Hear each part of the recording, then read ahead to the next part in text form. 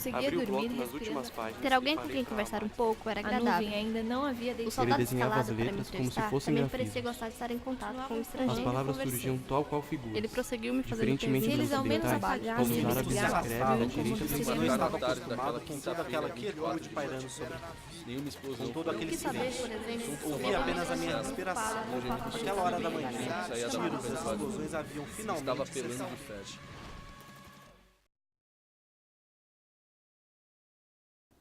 E começa o Unicaros na área, meu nome é Douglas Clementino. Eu sou Luísa Cavalcante. E eu sou Pedro Neves.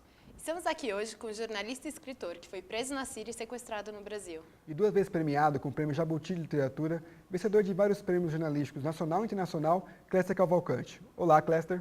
Oi, tudo bem? Cléster, qual a emoção de cobrir uma guerra?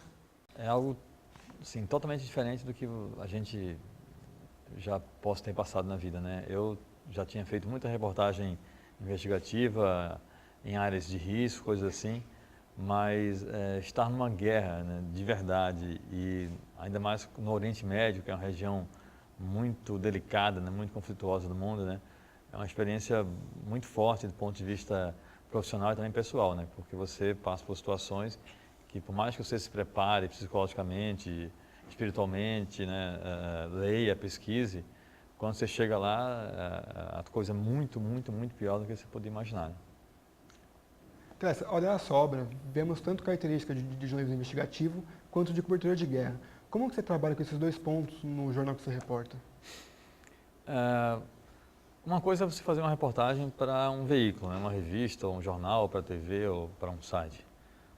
Você tem de obedecer o projeto editorial daquele veículo. Então, você escreve de acordo com o que aquele veículo publica, né, a linguagem que eles usam. No caso de um livro, você tem a liberdade de escrever como você quer, né? Porque o livro é meu, né? Meu nome está na frente, não é o nome de uma revista, ou de um jornal, ou de um site, ou de uma TV. Então, no livro, eu tenho essa liberdade de fazer um texto mais literário, né?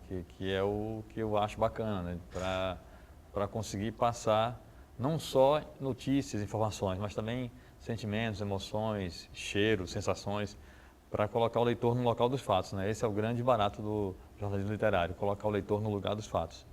Cléster, você ficou sem acesso às tecnologias digitais, tanto para registrar quanto para apurar e checar suas informações.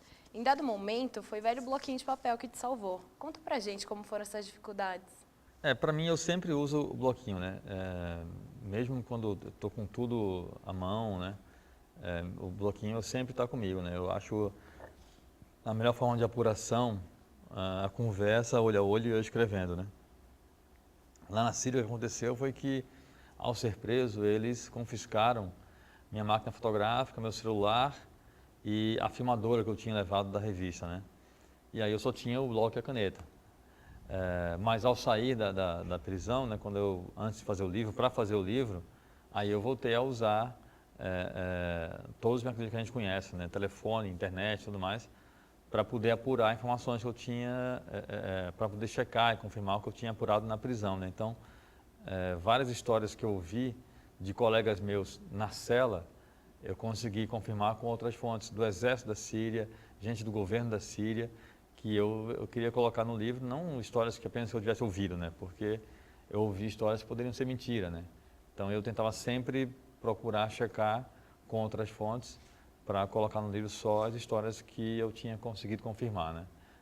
E aí você tem o grande segredo do jornalismo, que é aquela receita básica que você ouvir várias fontes e sempre procurar checar informações que você ouviu, que você apurou, né? Para bater com outras fontes.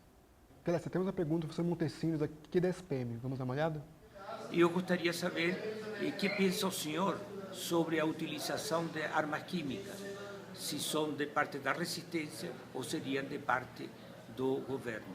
E que implicância teria isso com respeito à participação de Hezbollah atualmente como escudo militar frente à agressão, digamos, supostamente dos revolucionários. Essa é uma questão muito delicada, porque muito tem se falado sobre o Bashar al-Assad estar usando armas químicas, né? Mas o fato é que até agora ninguém provou isso.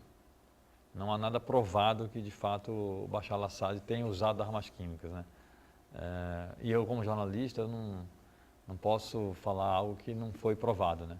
Quando eu estava lá, o que eu vi, o que eu apurei, então eu vi, eu chequei, apurei, eu sei o que estou falando. No caso de armas químicas, o que há são apenas suspeitas, comentários de que ele teria usado, mas ele oficialmente nega e não há nenhuma prova em relação a isso, né? E sobre o Hezbollah ele é simpatizante do Bashar al-Assad, do presidente. Então eles atuam ao lado do governo da Síria, o que obviamente incomoda a oposição, né? E cria uma situação muito perigosa em relação a Israel. Israel usa isso como argumento para também poder atacar, né? Dizendo que está atacando o Hezbollah, né? Eu tenho falado que a guerra na Síria é muito mais séria e complicada do que as pessoas pensam aqui no Brasil, né? Esse conflito pode gerar algo muito, muito mais complicado para o mundo todo, porque a Síria faz fronteira com Israel, Líbano, Turquia, Iraque e Jordânia. É uma região muito delicada, né? Cléster, agora a gente tem uma pergunta no Twitter com Pedro Neves. Cléster, a @Gica quer saber o quanto as redes sociais estão presentes na guerra da Síria e se elas podem derrubar a ditadura assim como ocorreu em outros países.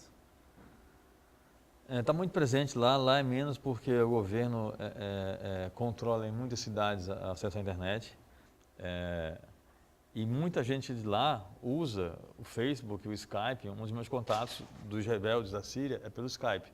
Usam esses mecanismos para poder espalhar, combinar coisas, né, propagar informações.